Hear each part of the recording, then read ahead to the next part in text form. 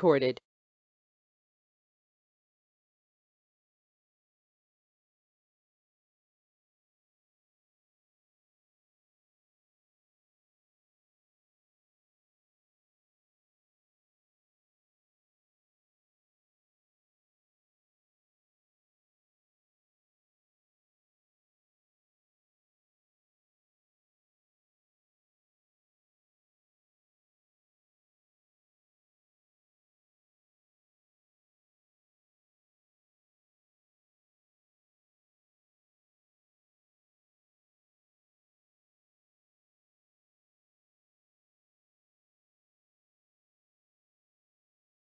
So in the previous session, we have discussed about the enhanced list view control, and we have discussed what exactly enhanced list view control and how can we represent all the records available inside the object in the form of tabular structure, and what are the various built-in features that we have in enhanced list view control, and how can we filter the record based on the starting characters, and how can we arrange the records either in ascending or descending order based on a specific field we have discussed in the previous session. And we had discussed about the pagination or paging feature. So how can we apply the pagination based on the requirement by selecting the page size we have discussed. And we have discussed about the list view options or filters. So what exactly a list view option or filter? How can we add our own custom filters in the list view options for an object we have discussed with a practical? And I have given 5 assignments to you yesterday to add list view options in your Salesforce org for the various objects by adding the required user defined conditions. Anybody has done?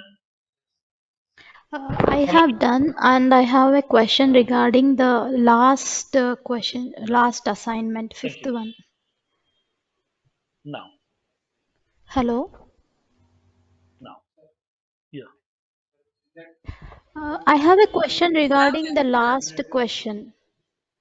Which one? Uh, Fifth question. What is the yes. difficulty in that one? Uh, there is in Hmm. contacts. Now, so now yesterday I showed you that how can we check with the null options here. Now, let me show you. How can we add this? Sir, Let me log into my Salesforce R. I'm going to my Salesforce R now.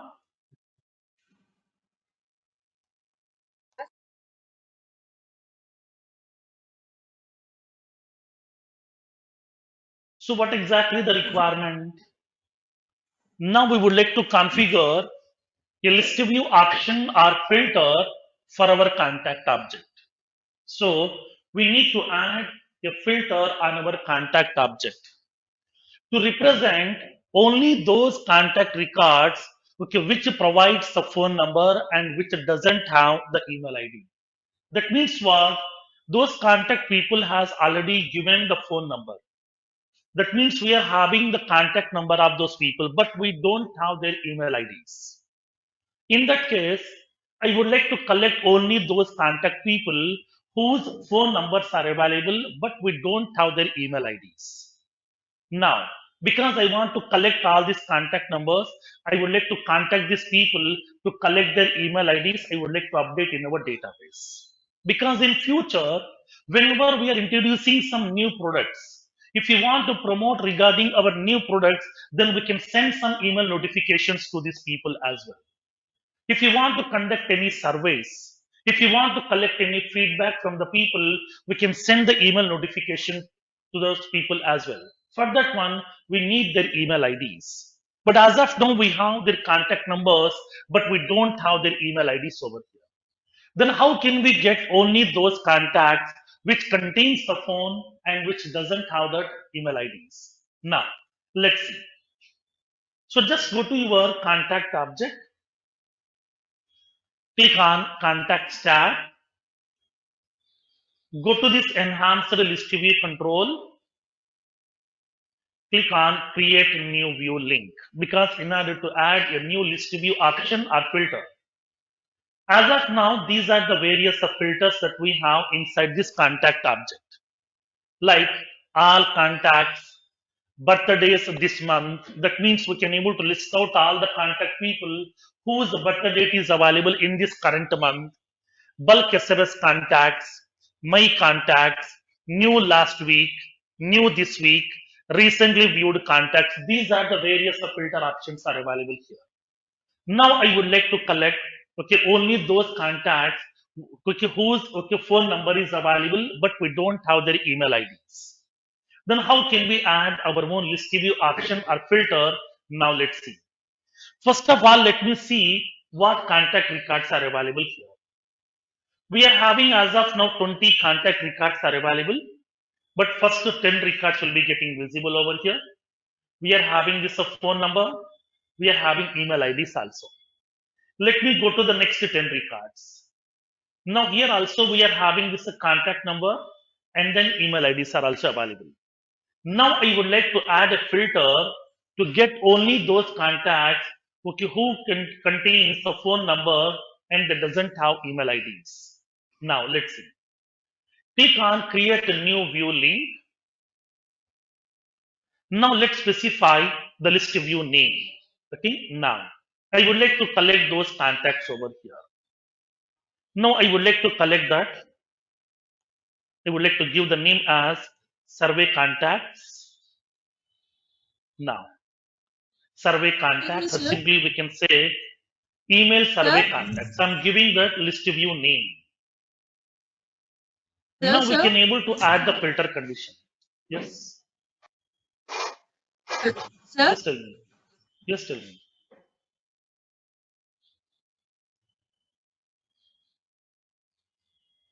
Just tell me. Go ahead.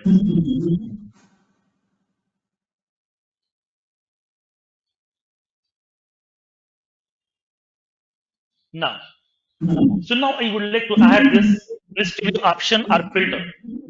I'm giving this list view label as email survey contacts. Now I would like to specify the condition.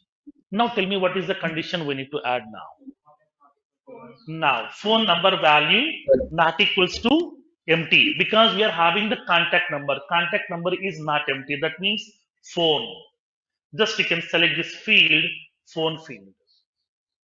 Phone field value not equals to empty. How to compare with empty? Yesterday I told you, whenever if you want to compare with empty, then in this text box, don't enter any value, just you can leave it as blank. Okay, leave this text box as blank, then it will be comparing with empty automatically here by Salesforce. Yesterday I told you that option as well here. Okay, now next one, the phone number value not equals to empty. That means phone number is having some value. Email field, select this email field. Email field value is equals to empty. That's it. These are the two conditions over here. Okay, we need to add these two conditions. I want to collect all the contacts. That means whatever the filter conditions I would like to apply, those filter conditions should include all the contact records over here. Now on all the contact records, it has to apply the condition that phone number value not equals to empty. That means phone number is available and email ID equals to empty. So whatever the contacts are available, which contains the phone number value and which doesn't have this email ID over here. So I would like to collect only those contacts I want to represent. Now, so let's specify those fields, whatever you would like to represent. Now I would like to represent those fields. I want to show the contact name. I want to show the title. I want to show the phone number, fax number, email ID, I would like to collect the account name. I would like to collect the mailing city. I would like to collect the mailing state.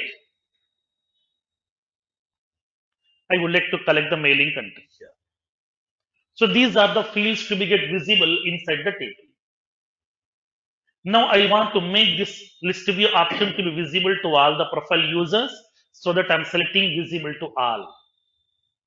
Click on save button. Now as soon as once you click on this save button, whatever the filter that we have created, the filter will be visible to you. Email, survey, contacts, here the filter has been visible, but now this table is showing empty. That means what? There are no contacts with Matching condition. Right, exactly. So in this case here, we don't have any such contacts which contains phone which doesn't have email ID. But as of now, we have 20 contact records are available inside my object. From out of 20, there are 18 contact records are there which are having both phone number and email ID here. There are two contacts which doesn't have both the values here. That's what it is not showing any record over here. Now, if you want to see some records, then what we can do for our testing purpose. If the records are not visible, if the table is showing empty, then just we can create one sample record which meets this condition for our testing purpose here. Now, or else, if you're feeling difficulty to create the record, already we have some record, just you can modify the record based on your conditions. Now, let me collect any one of the contact record here. I'm opening this contact. Now we are having this contact which is having the phone number, email ID. I'm removing this email ID over here. I'm making it as empty. So this contact record will be having phone number value, but it doesn't have any email ID. Let me open one more contact record here. I'm taking one more. Here also I'm removing this email ID here. Now these are the two contacts are available which contains the phone but they doesn't have any email ID. Now let's go to your list view option or filter. Now select that filter name, that is email survey contacts. Once you click on that, selecting this option, automatically it will represent only those contacts which contains phone number value but they don't have any email ID. Okay, for the testing purpose, we have to create some sample records. Suppose if you're feeling difficulty to create the records, then we can use existing records also. Yesterday I told you here, in our basic objects, in campaign, lead, account, contact, opportunity, case. These are the basic objects. In this basic object, Salesforce has given some sample records. Yesterday I showed you practically as well here. Okay, clear up to this one? Now, remaining 4 are done. Everybody has done? Okay. Yes. The people who are not yet completed, please complete these assignments by today at least, so that you can feel comfortable. If you are having any issue, then let me know. I will sort it out those issues also in the initial stage itself. Don't make the things pending here. Okay? Now.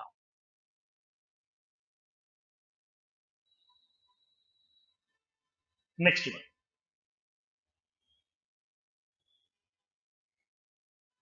And the next one, yesterday we have discussed about the concept of object ID, schema ID, and object key prefix. Then what do you mean by this object ID? What is object ID? It's a unique ID number to find a particular object. Okay. And you will be running a query. You will be dropping the number, 8-digit number. From there you can get it. Object ID contains how many characters? Okay, 3 characters, right? Okay. Now, yesterday I told you here.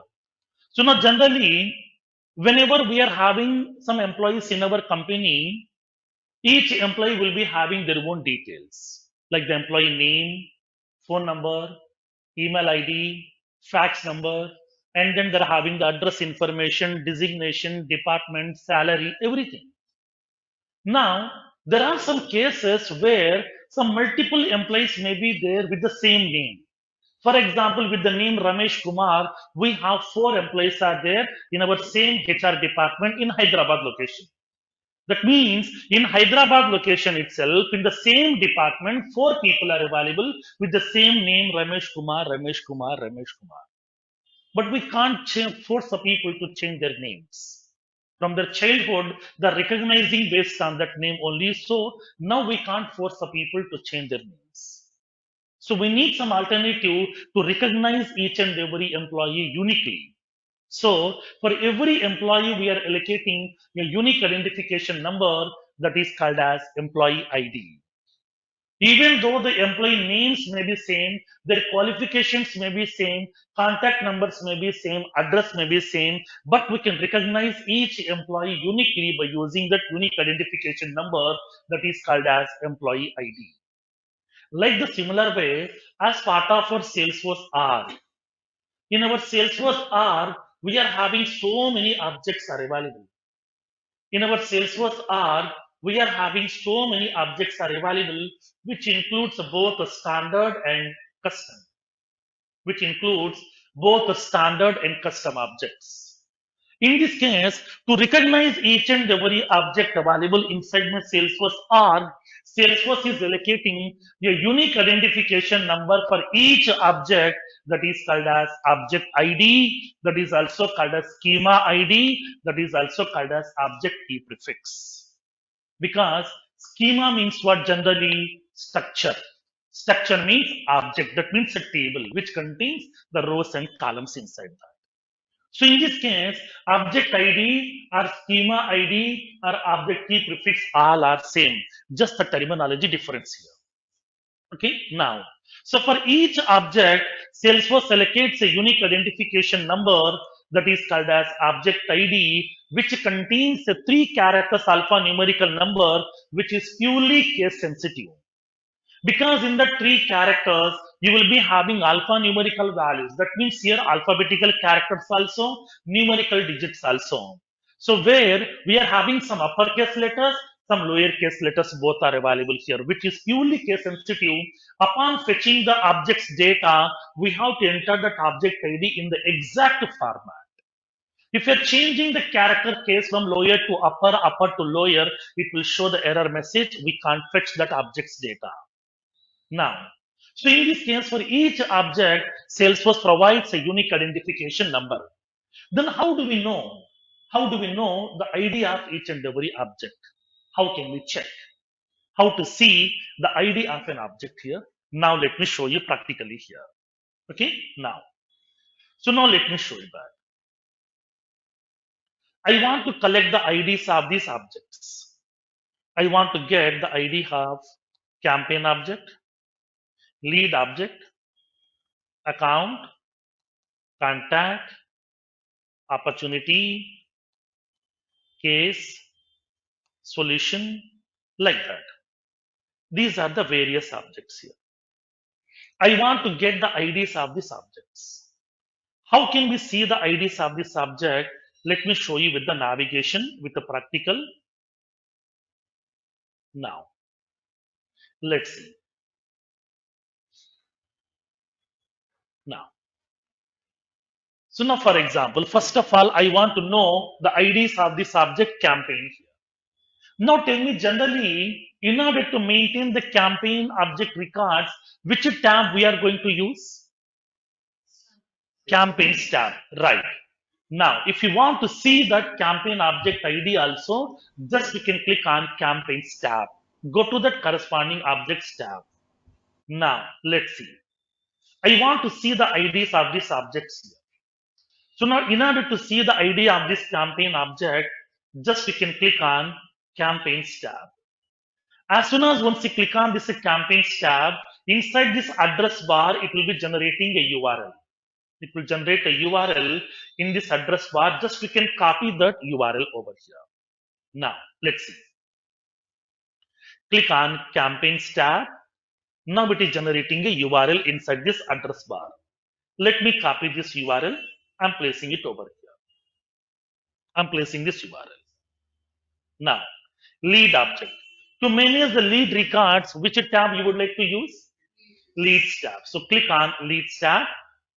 Now copy the URL from the address bar. I'm placing it over here. Next, account object. To manage this account object records, which tab we have to use? Accounts. Just you can copy the URL, paste it. For contact object, click on Contacts tab, copy the URL, paste it. For opportunity, click on Opportunities tab, copy the URL, paste it. For case object, click on Cases tab, copy the URL and paste it. For solution, click on Solutions tab, copy the URL and paste it. Now, so these are the various URLs we have collected, okay, from the address bar. Now, so these are the URLs which has been generated by Salesforce upon click on these corresponding objects tabs. Now, let's see. When you observe this URL here, it is having the protocol name, that means HTTPS. Okay, this is the protocol name which it is using to transfer the data from my local system to Salesforce server and the Salesforce server to local system. And this is the domain name. This is the domain name over here. Okay, for my Salesforce R, this is the domain name. And then it is indicating this here. Okay, your 3 characters alphanumerical numbers will be available here. Okay, now let's see. In this case, whenever we are observing these URLs, okay, most of the URL will be common here. Okay, most of the URL is common. So up to this part is common. Okay, we are having this protocol. We are having our domain name is available here. Later, we are having this 3 characters alphanumerical number is available. Like we are having 70100Q, the 2 capital Q, not small q here. 001, 003, 006, 500, 501, like that. So we are having some 3 characters alphanumerical number is available here. Now I'm removing this up to this domain name part here. Just we are having this 3 characters alphanumerical number here. 3 characters alphanumerical number. So these are the IDs of your objects. These are the IDs of your objects here. So campaign object ID is 701, lead object ID is 00Q, account object ID is 001, contact 003, opportunity 006, case of 500, solution 501. Like that, we are having few more objects here. We have user object, which will be holding the ID 005, and we are having task object, which is having this ID 00T. We have event object, which is having the ID 00U. We are having this group object, which is having the ID 00G. We are having this object order, which is having the ID 801. Like that here, for each object in Salesforce, Salesforce is allocating a unique identification number that is called as object ID or schema ID or object key prefix. Okay, understood the concept here? Now, so now in this case, here you can raise a question. Sir, in our Salesforce R, we are having around 200 objects are available. That means 200 object IDs are available. Is it really necessary for me to remember all these 200 object IDs? No, it's not required. We no need to remember all the object IDs of your Salesforce. Just you can remember only a few object IDs which we are keep on using in our daily business activities. In our daily routine, in our business, whatever the objects that we are keep on interacting as part of our daily business activities, just remember only those object IDs, because these are the various objects which we are daily using in our business activities. Just we can remember these object IDs also over here. You no need to remember remaining object IDs. Okay, clear? Now, next one. Let me give you one more small point over here. For example, We are having our standard objects. Okay, these are the standard objects. Now tell me, these objects are available in your organizations also, right? Yes, in your organization also, in your organization also, in your organization also. Everybody's organization is having these IDs. So these are called as the standard objects. These standard object IDs are common for all the organizations here. That means whatever the Salesforce accounts that we have right now, in all the Salesforce accounts, these object IDs are fixed, common here. Is Okay. the IDs are Now, same in light experience also? suppose now, in this case, for example, in future, if I'm creating some more object here, for example, I'm creating one more table according to my business need with the name some loan, because we are building a mortgage application for one of our client. So to store all the loan application details, I'm creating a table with the name loan. For that object, Salesforce will allocate one ID here. Suppose if you are creating an object, okay, with the name loan in your Salesforce account, Salesforce will allocate one ID. But at that time, there is no guarantee that my loan object ID, your loan object ID, both are same. That means standard object IDs are common to all the organization, but the custom object IDs are different from organization to organization. Okay, understood the concept here? Standard Is these object IDs are IDs same are for lighting common to experience all the also? organization. Now, so in this case, these object IDs are common. It may be lightning, it may be classic also, everywhere same. No change at all here. Because only the user interface is different. It may be classic, it may be lightning. But the background objects are everything is same. No change at all. Background functionalities are same. Now, in this case, standard object IDs are common to all the organizations, but custom object IDs are different from organization to organization. Okay, clear? Now, so in this case, with this organization IDs, what are the benefits that we have? Why do I need to remember these object IDs? What are the benefits that I have with these object IDs? Now, let me explain. Now, in this case, by remembering these object IDs, we have two benefits are available. Okay, we have two benefits are available upon remembering these object IDs. Okay, while remembering these object IDs, we have two major benefits are available. The first benefit is by using this object ID, directly we can jump from one object to another object by placing this object ID inside the URL.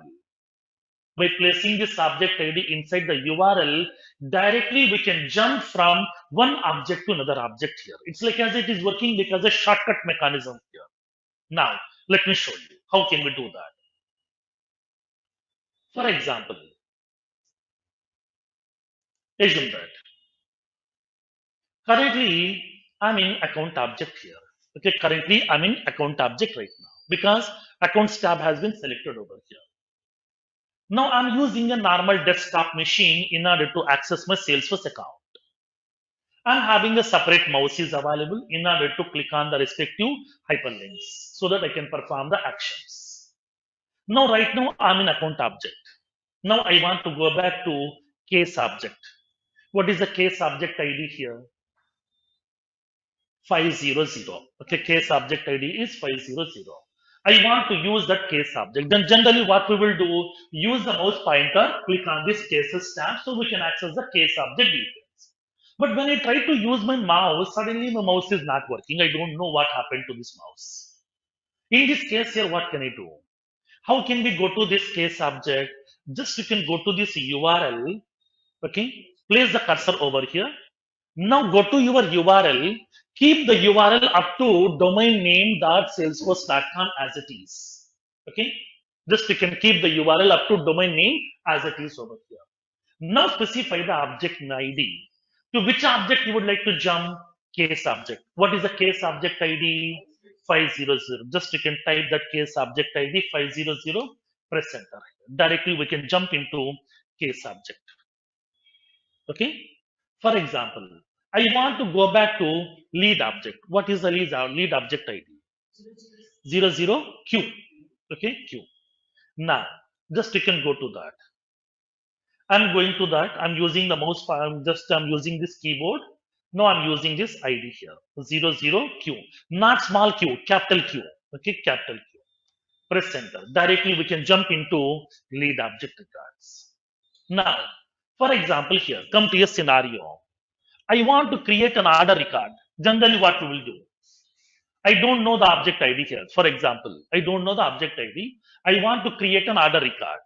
Do we have orders tab over here on the tab bar? No. Then how can we create an order record? In order to create an order record, what we have to do? We do the customization, sir.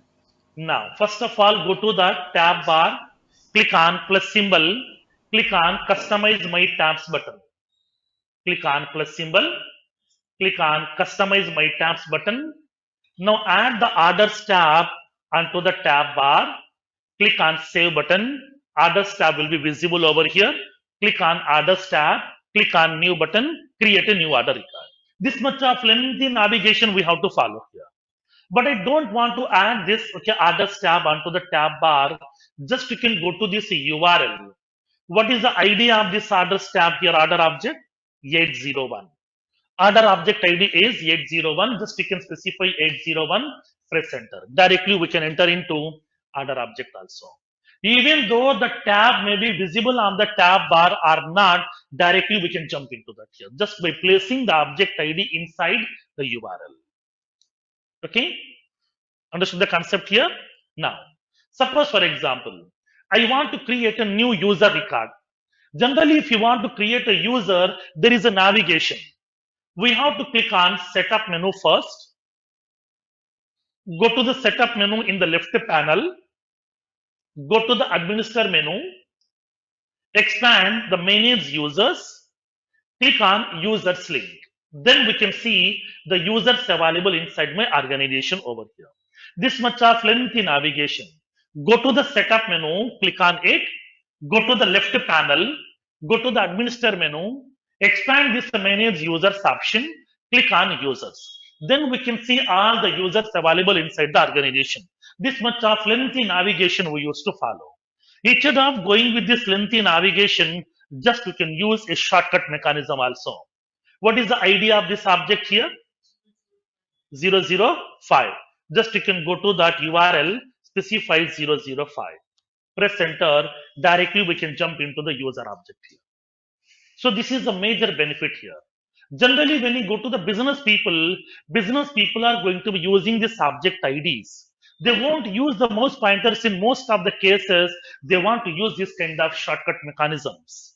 For that reason, as part of this Salesforce, for each object, Salesforce has given the object ID, which is a 3 characters alphanumerical number allocated by Salesforce, which is purely case sensitive. By using this object ID, the first benefit is we can jump or we can switch from one object to another object just by placing the object ID inside the URL here. Okay, this is the first benefit. Clear? Understood the concept now? Next. Make a note of this one.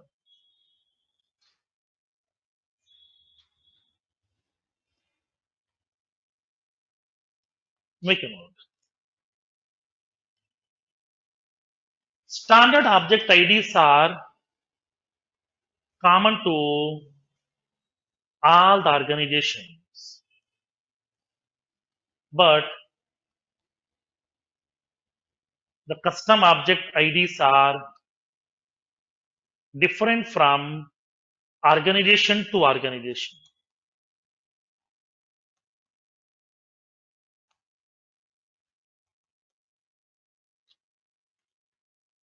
Benefits.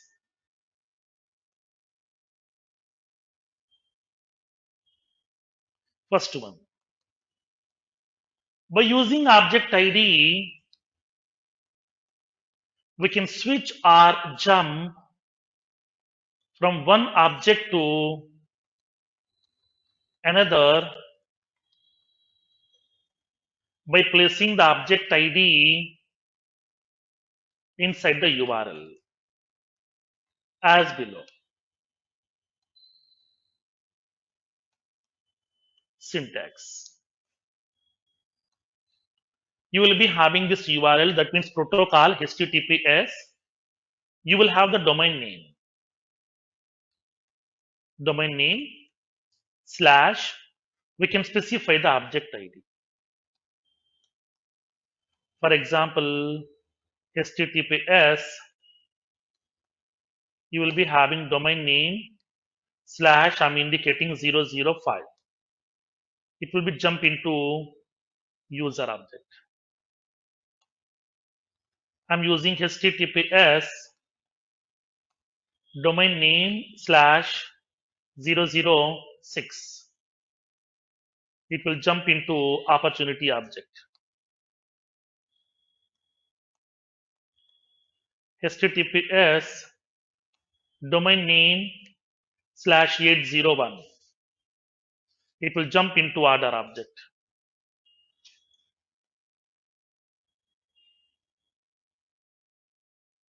This is the first benefit that we have by remembering object IDs.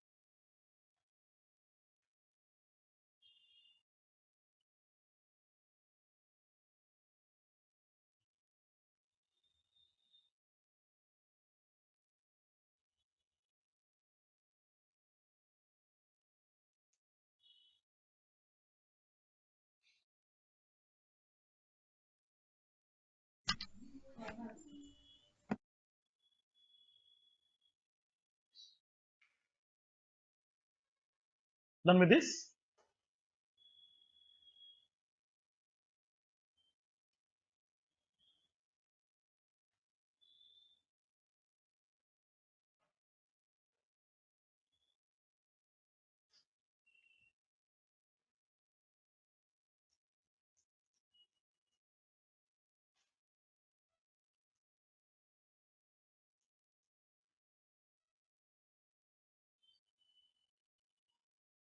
Next, second benefit.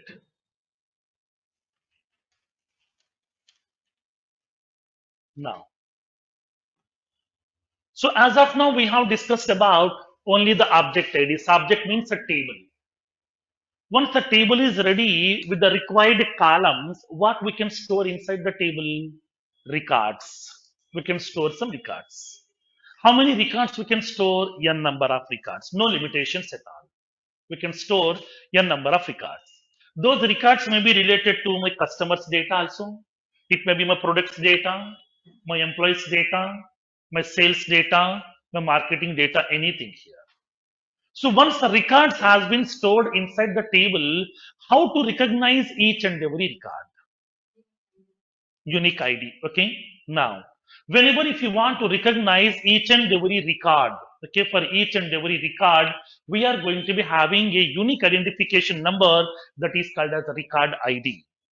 For each record inside the object, Salesforce will generate a unique identification number that is called as record ID, which is an 18 characters alphanumerical number.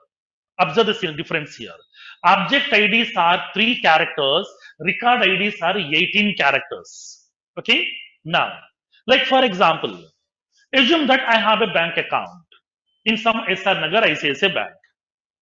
Now, for each bank, they will be having a branch code, right? Yes. For every branch, they will be having the branch code. Now, in that case, they're storing all the customers' data inside the table here. Now, for each and every customer, they're allocating a separate unique identification code again that is called as the account number. In that account number, it will be including your branch code also over here. Based on the account number itself, they can understand this account is belongs to which branch. The bank people can understand, but as a normal customer, we can't understand this one here. Okay, the bank people can understand directly here.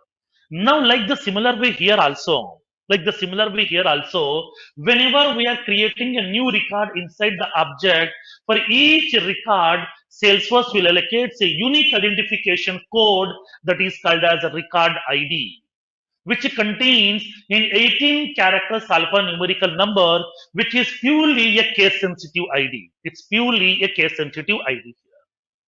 Now, in this record ID, there is a format. Okay, there is a format here which contains three parts are available in this record ID here. What are those three parts? Now, let me explain. Like, for example, come to a small general scenario. Assume that we are having a PAN number here. Now tell me, all the people might be having your own PAN numbers. So which contains some 10 characters alphanumerical number here. Like the PAN number will be look like this. There is a PAN number here. When you observe the PAN number, everybody's PAN number will be having a 10 characters alphanumerical number here. In this 10 characters, the first 5 will be the characters. First 5 will be the characters. Next 4 will be the digits. Last one will be the character. This is the PAN number format following by Government of India. So in India, everybody's PAN number will be in the same format over here. First 5 will be the characters. Next 4 will be the digits. Last one will be character. Like the similar way, for each and every unique ID policies, they will be following a separate format. For passport, a separate format. For SSN number, separate format. So for that, like some insurance policy number, separate format. They will be following different formats over here. Now, like the similar way, as part of Salesforce also, it is generating a unique identification number for each record that is called as record ID. That record ID contains a format. So what is that format? Now let me explain here. Now, in this case here, what is that format? Now let me explain. Record ID contains 18 characters. I will give the note point later here. Let me explain the concept first. Record ID contains 18 characters. Now, out of these 18 characters, the first three characters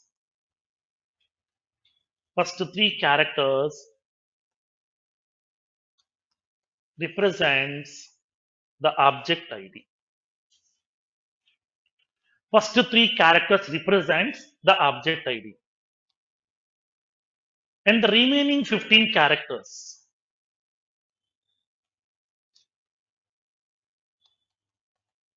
represents the record ID.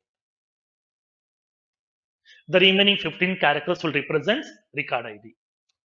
From out of these 15 characters, the last three characters represents the checksum value. This is also called as transaction code. The last three characters are representing checksum value or the transaction code over here. Okay. So Salesforce is allocating a unique identification number for each and every record that is called as a record ID, which contains an 18 characters alphanumerical number, which is purely case sensitive. Now in this case, from these 18 characters, the first three characters are representing the object ID. The remaining 15 characters are representing the actual record ID. And the last three characters will be representing checksum value that is also called as transaction code. Okay, now let me explain a small concept here so that you can understand very easily. For example, I have a two-wheeler vehicle with me. Okay, I have a two-wheeler vehicle. My vehicle number is, for example, TS09 6677. Assume that this is my vehicle number here. Now tell me, this vehicle belongs to which state? How do you know Telangana?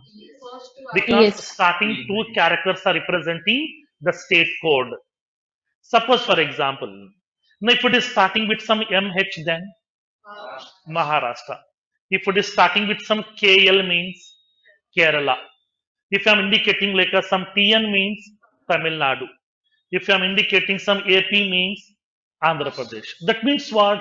Based on the starting two characters of your vehicle number, we can recognize to which state registration this vehicle is associated. Like the similar way, when you look into the record ID, the first three characters will be your object ID over here. You know the object IDs over here today we have discussed. Okay, now, suppose for example, I'm having the record ID here. How can we verify this record ID? How to see that? Let me show you. In the yesterday's session, we have created a lead record. Just you can go to the lead object. Now this is the record which we have created yesterday, Praveen Kumar. Click on this, okay, record name. Now inside this URL, we can see the record ID also here. Along with the domain name, here we can see record ID will be available here. Just you can go to that URL. I'm pasting this URL. Now this is the record ID. Now tell me this record is belongs to which object? How do you know lead object? 00Q. That means the first three characters are representing object ID here. So 00Q means which object ID? Lead object. Suppose if it is starting with a 00T means then task object. If it is starting with a 005 means this is which record ID? User record ID.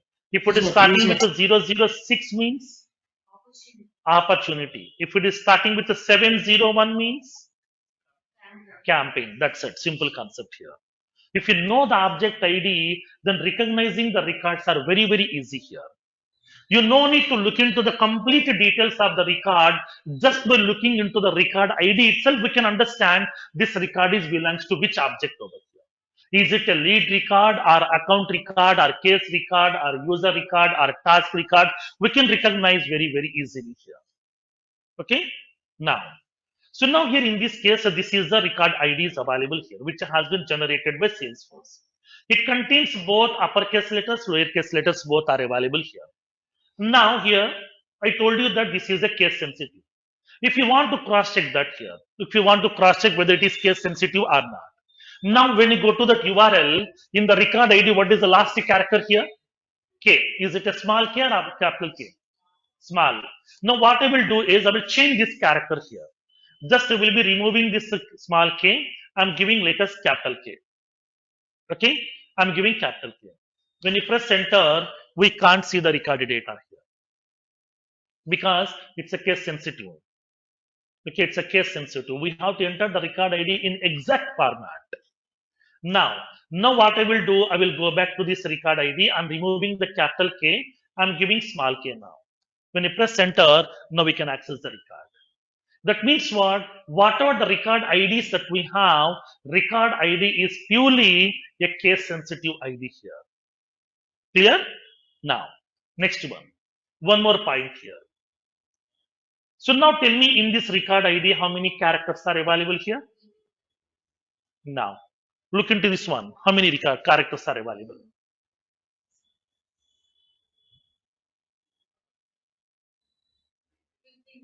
15 characters here. 15. Okay, now here you can raise a question.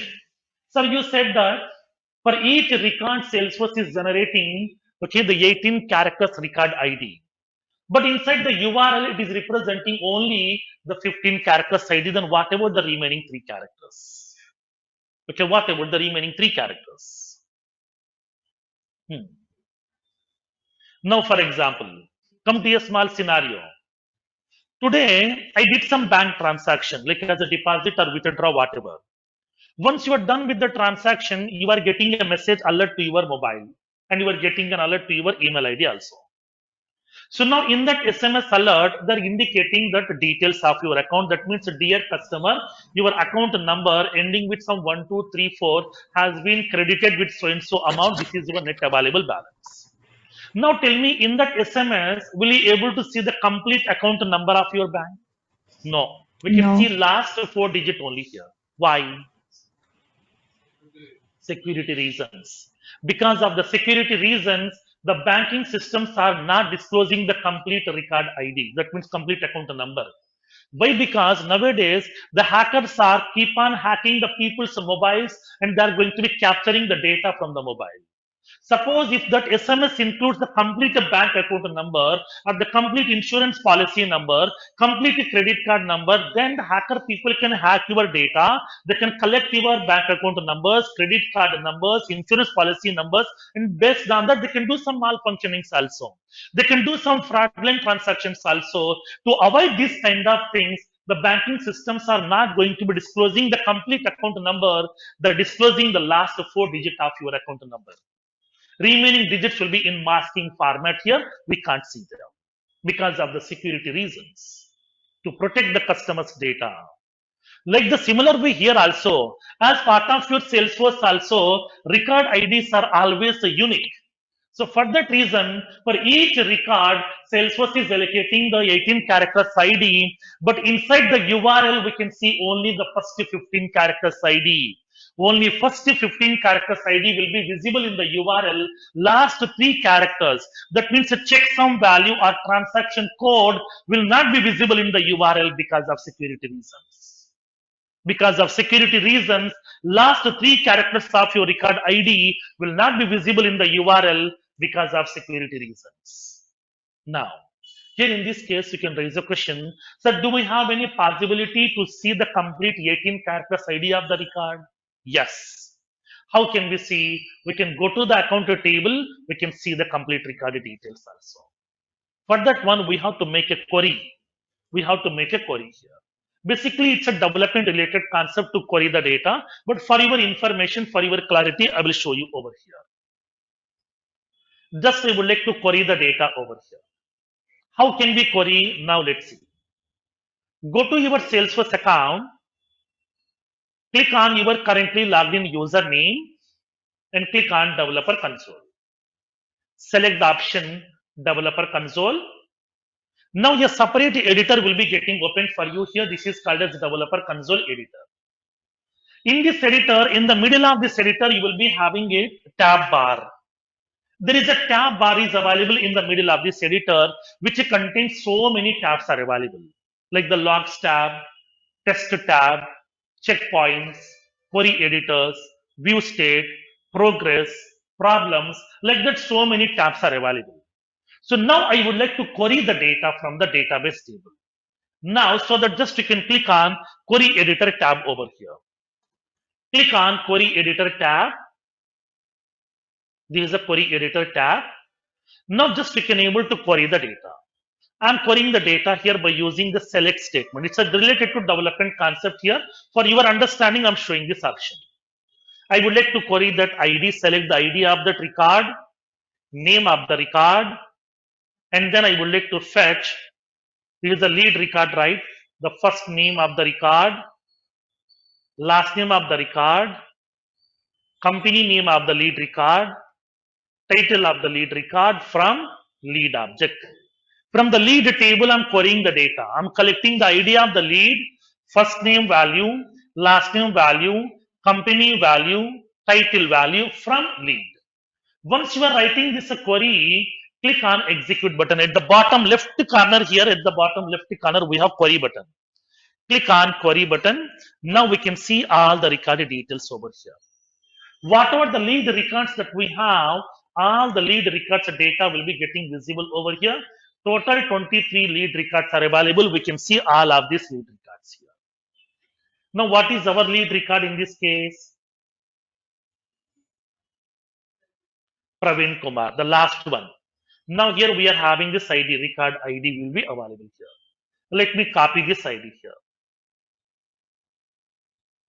We can't change that ID, that will be generating by Salesforce automatically. We can't modify this. Now, this is the record ID here. How many characters are available? 18 characters. If I am removing this last 3, now the remaining content will be exactly similar here. Okay. So for each and every record, Salesforce is providing a 18 characters ID, but inside the URL, we can able to see only the first 15 characters. Last 3 characters of your record ID will not be visible in the URL because of security reasons. If you want to query the data, we can query the data from your developer console options. Okay, understand the concept here? Now, make a note of this one.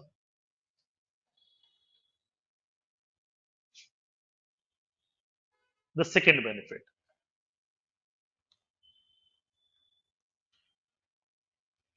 By using object ID, we can recognize the records. We can recognize the records. Now, for each record inside the object,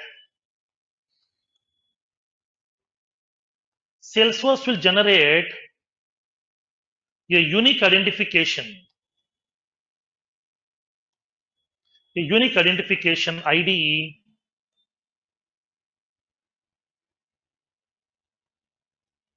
called as record ID, which is an 18 characters alphanumerical number, which is purely case sensitive.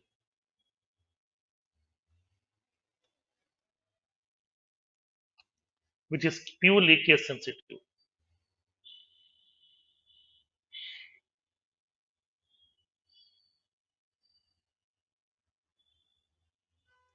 Now, inside the URL, we can view the first 15 characters record ID.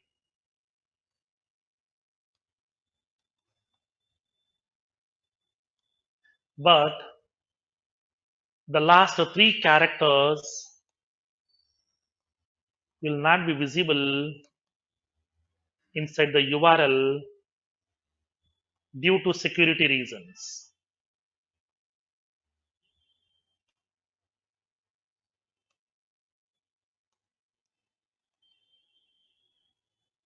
Now, we can query the complete 18 characters ID from the database by using SOQL queries from developer console. These are the 2 benefits are available here upon remembering object IDs. If you know this object IDs, then we can able to get these 2 benefits. First one, we can switch or jump from one object to another object directly by placing the ID inside the URL. Second one, by looking into the record ID itself, we can understand to which object this record is associated.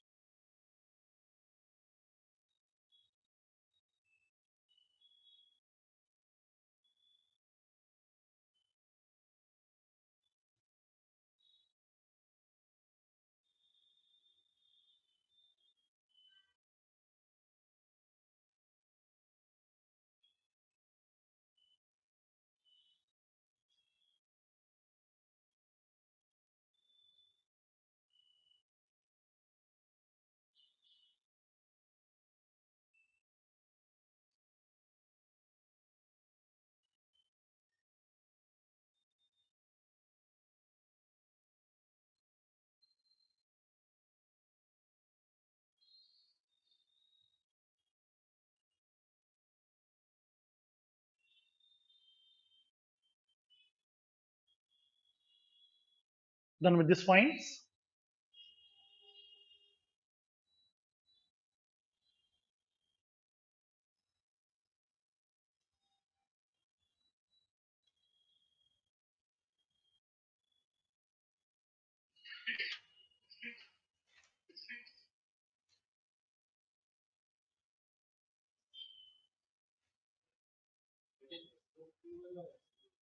SOQL.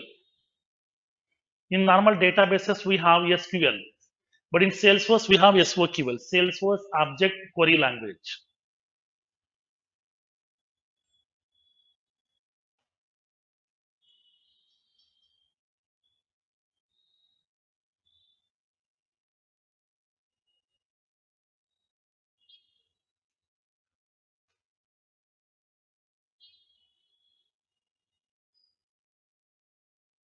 Done with these points? Next. Now, let's come to one more feature, the last feature of Salesforce Classic, that is applications. After this feature, we'll move back to Lightning Experience. We'll see the Lightning Experience functionalities, customizations, everything. The complete rest of the course we'll see on Lightning Experience. Now, so now tell me, what do you mean by an application generally? Tabs, how can we say? App, okay. Now, then what is that app? What it contains? Okay. Objects and tabs. Okay. Hmm. Okay. Now, generally, hmm. General meaning is what? Application means, for example, we have a banking application.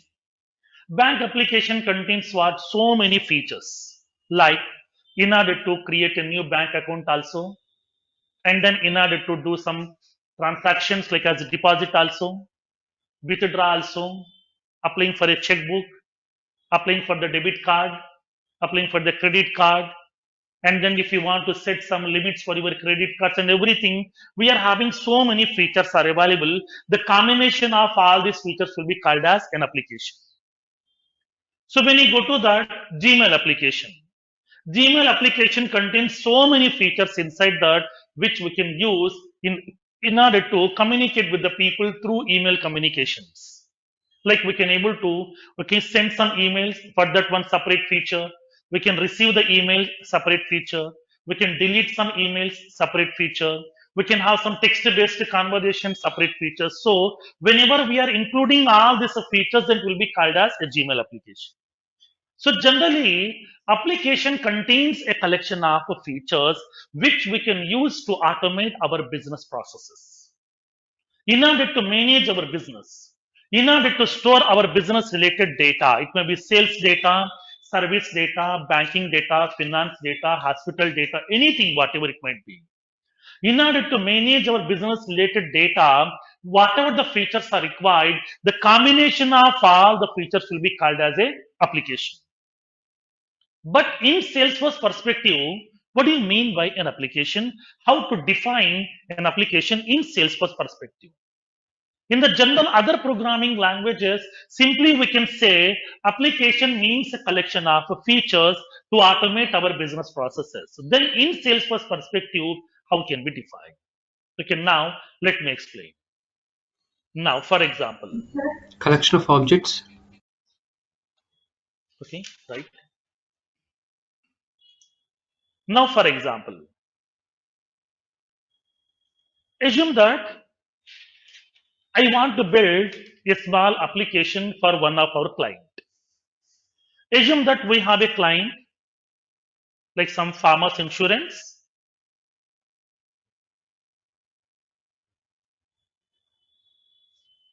Farmers insurance. Farmers is a very big organization. Okay, Farmers is a very big organization which is running since last 94 years. Since last 94 years, they are providing insurance services to the customers across the world. In India, we don't have any branch from Farmers. So now we are having only our Indian related, okay, Indian country related insurance companies are available. Like we have LIC, Bharati AXA, Future Generali, and the New India Life Insurance, ICICI, HDFC. These kind of insurance companies are available, but these are specific to our country only here. But when coming to these farmers, so now it's a large enterprise which is having some millions of customers who are serving to their customers across the world. So now they're running this business since last 93 years, 93 to 94 years are running this business. Now, so in this case, for example, now we have this client. For this client, we want to build an application in order to store their insurance related data.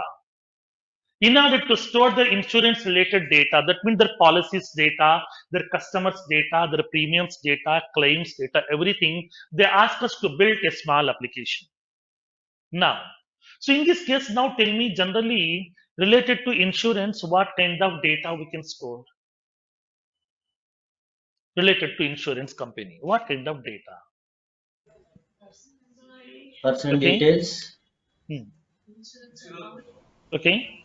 Policy types. Mhm. Now, so in this case, let's see. For example, as part of this insurance company, they might be having so many branches across the world. Okay. Now, each branch will be holding a branch code, branch name, contact number, address, branch manager, email ID, like that. So now, like that, here we are having some thousands of branches, or lakhs of branches are available across the world.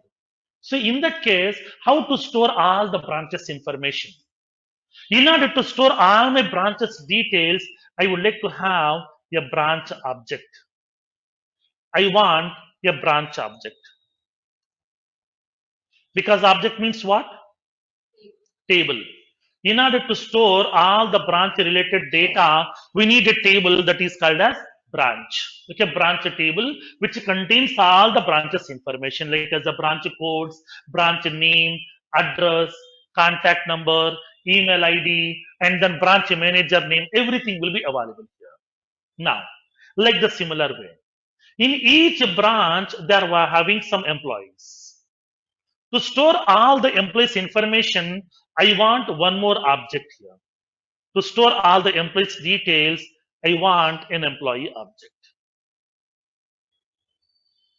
Okay. Now, next one. As part of this branch, we are having so many agents because insurance agents are nothing but our promoters. These people are the marketing people who are keep on promoting our policies and they would like to bring the business to our company here. Now, so that here we are having so many insurance agents are available. Each agent will be having a agent code, agent name, and his contact number, email ID, address, everything here. To store all the agents' information, I would like to have an agent object. Next. Now, as part of this insurance organization, we are introducing so many insurance policies. When you go to the policies, each policy will be having a policy code, policy name, policy term, minimum premium, maximum premium amount also here. And then here you can able to have that other policy details also over here. Now, to store all the policies information, I want a policy object. I want a policy object.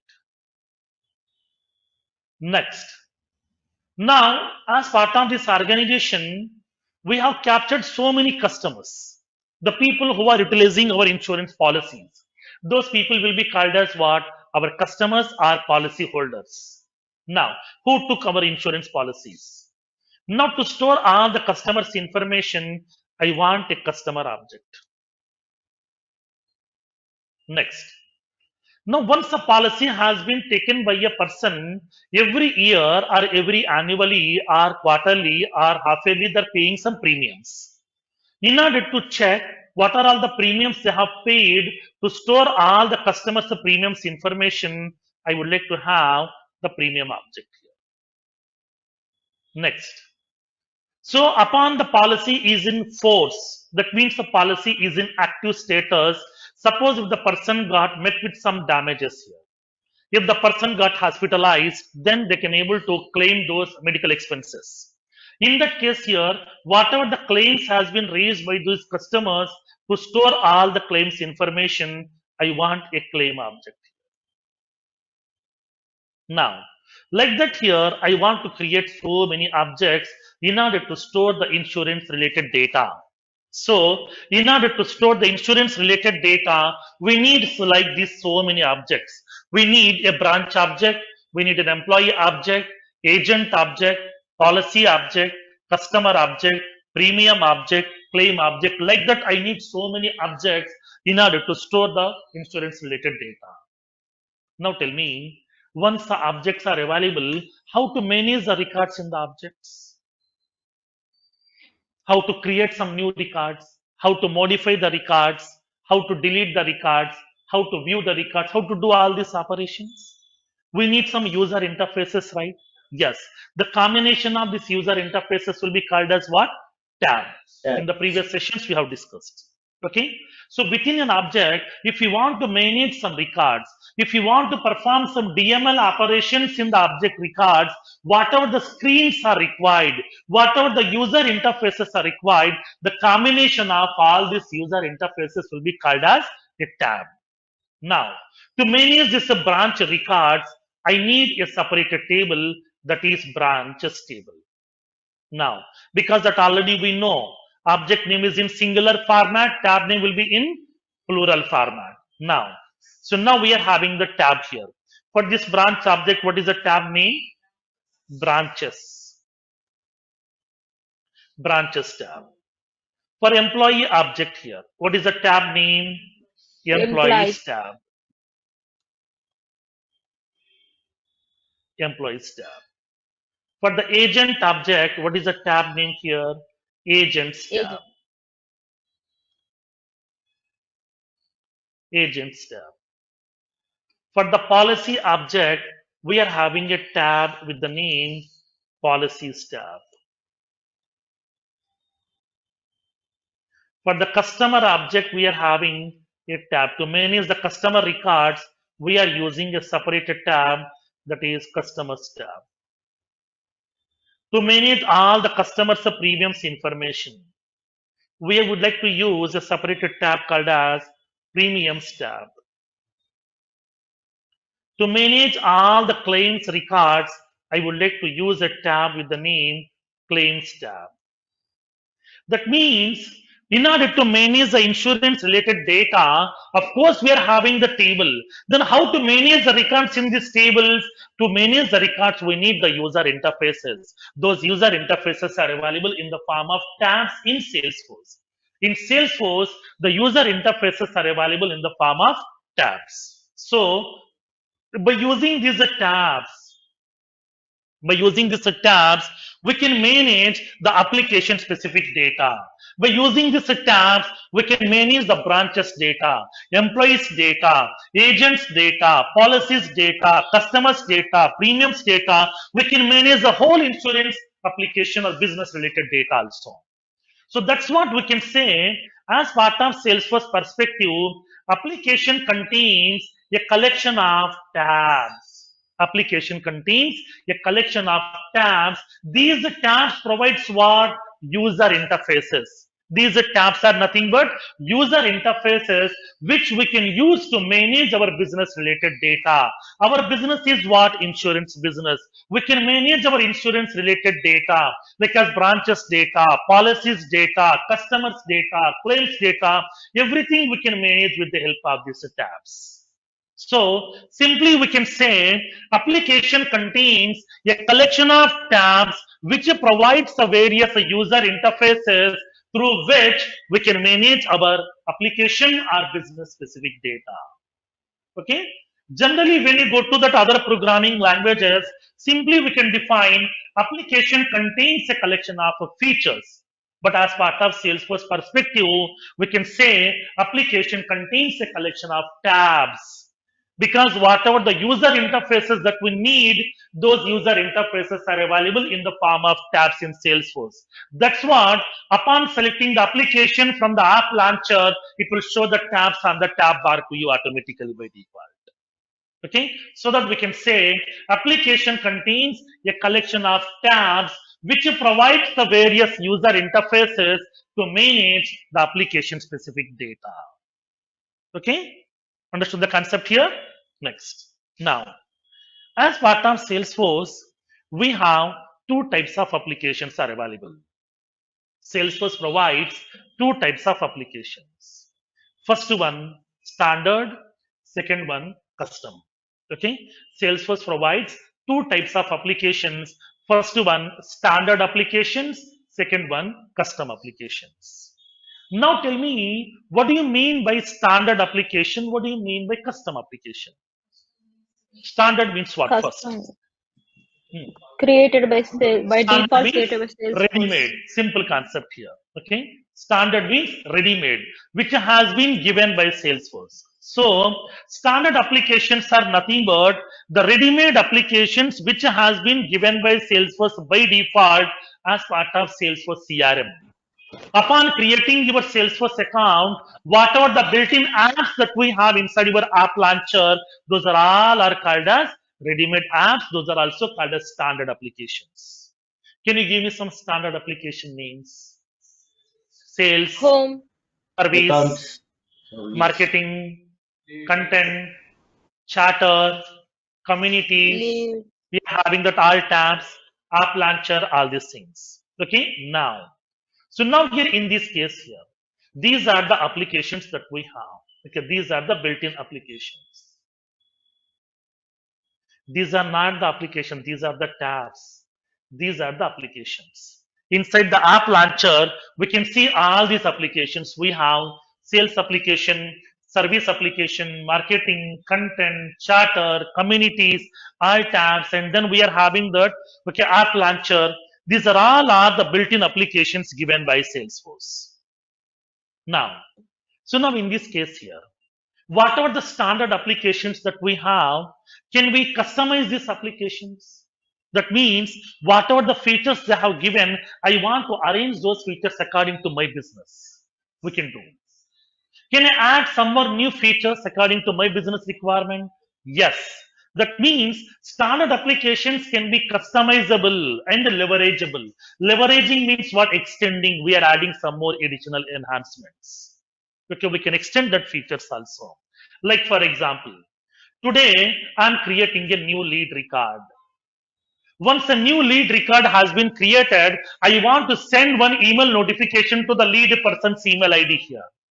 Once a new lead record has been created, I want to send one email notification to the lead person, okay, to give some confirmation to indicate, dear lead person, thanks for showing your interest in our laptop products. One of our salesperson will contact you shortly. I want to send one email notification.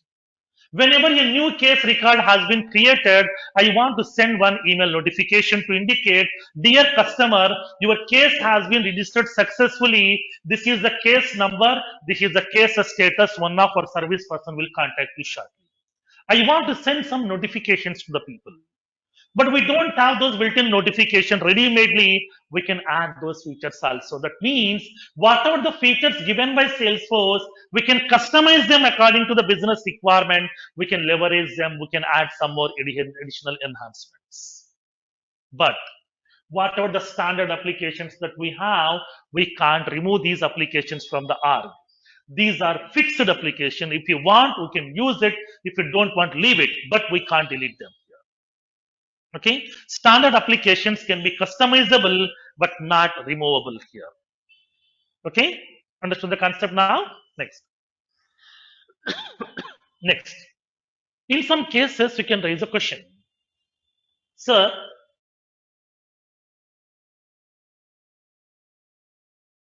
recently we have entered into insurance sector. We have started an insurance company recently here. Now, to automate all our insurance policies information, we want to build an application here. Can I build my own custom application? Yes. Do we have any restrictions? Like you can develop only sales application, service application, marketing application like that? No. That already told you in the previous sessions also, in demo session also. By using Salesforce, we can develop any kind of application. It may be banking, finance, insurance, healthcare, pharmaceutical, construction, consulting, e-commerce, education, supply chain, anything. Whatever you want, you can build applications here. Then who can build this application? Only two people. Those people can be either a Salesforce administrator or Salesforce developer. Only these two people will be having the rights. In order to customize, in order to build the custom applications, only two people are having the rights, either Salesforce administrator or developer. They can create their own custom applications also. So any domain application we can build, no restrictions at all. Now tell me, for example, once an application has been built, okay, once an application has been built with some features, in future, can we change the application functionalities? Can we add some more? Yes. According to the customer's expectation, according to that, okay, new features we can able to add. So in that case, once the custom applications has been built, in future at any point of time we can customize them. Suppose, for example, so once I've started my business, okay, from there I'm not getting any profits, it's running with loss. So since last 3 years, I'm continuously getting the loss here. So I don't want to continue this business anymore. I want to stop it. I want to close this business here. So from now onwards, I don't want to use this application anymore. Can I delete this application from my organization? Yeah. Yes, because it's a custom application. Who built that? Myself. I am the administrator. I am the owner of the application. As a owner, I have the full rights on that. I can do whatever I want. We can build the application. We can customize the application. If you don't want that application in future, if you're not using since long time, then you can delete that application from the organization also. So custom applications can be customizable and removable also. But standard applications can be only customizable, not removable here. Okay, understood the concept here now? So in this case, whenever we are going to be creating your own custom applications in Salesforce, Salesforce has given some limitations. I think you know that already we have discussed. Now, upon building our own custom applications in free developer edition, how many applications can I build? 10.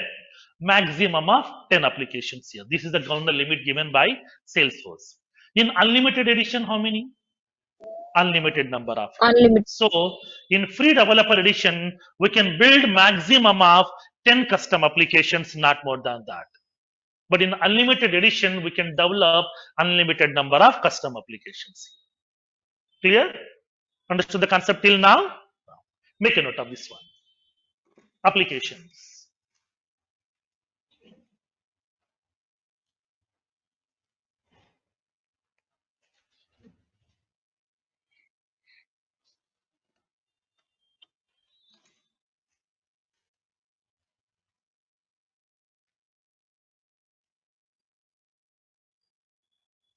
Now, application contains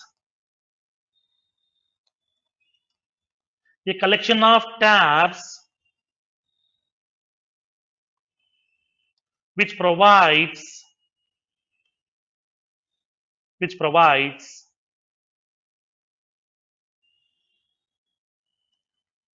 a group of user interfaces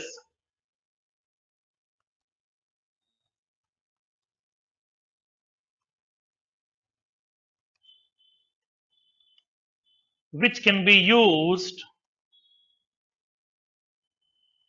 to automate the business or application specific data.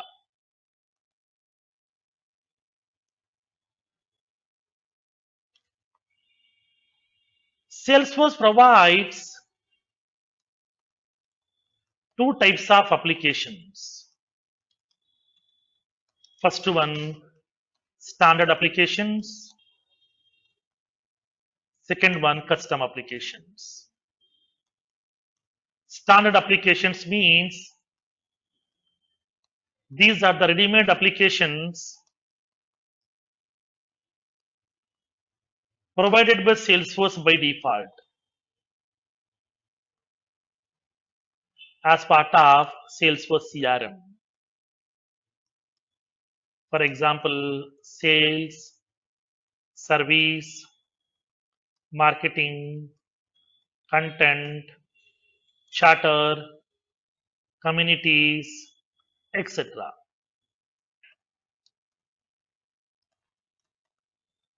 Standard applications can be customizable based on the need, and we can leverage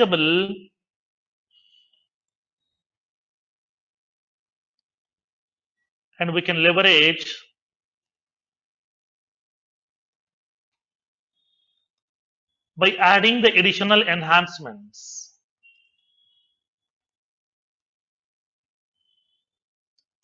But we can't remove these applications from the organization.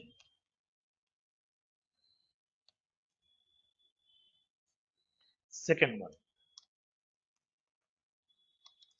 the Salesforce administrator or developer can create own custom applications based on the need. For example, banking, finance, insurance, healthcare, e-commerce, etc. We can customize the custom applications and we can remove them from the organization if they're no longer needed.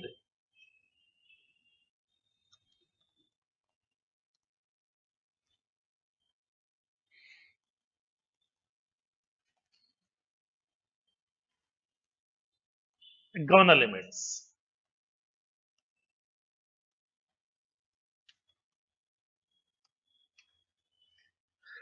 Excuse me. In free developer edition, we can create maximum of 10 custom applications.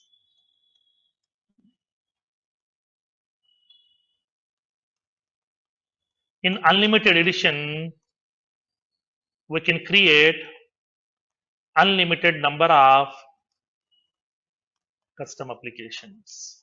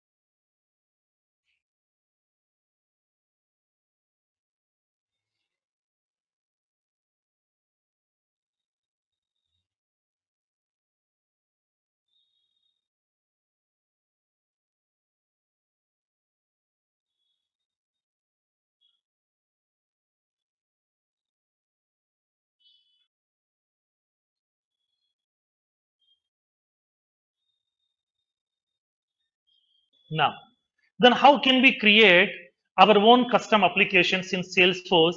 Okay, we'll see in tomorrow's session. Tomorrow we'll see how can we create the custom applications in Salesforce. There I will show you how to see the existing applications available inside my org. Then how to create my own custom application. In that case, I would like to have the two scenarios.